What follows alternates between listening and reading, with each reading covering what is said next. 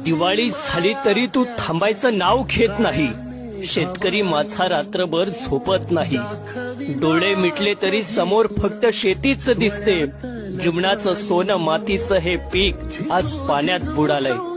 सोन्यासारख्या धान्याची आज वाट लागली. पावसा आता तरी थांब. थोडं दयाळू हो. तुझ्या थेंबामुळे सोनं चिखल झालंय. पावसा आता तरी थांब. तू थांब जरा ऐक त्याची धापर. लई अवघड हाय गाड्या उमगाया बापर. उमगाया बापर लई अवघड हाय. होणारा हाताला जाणारा जाताला मागे तू फिरू नको.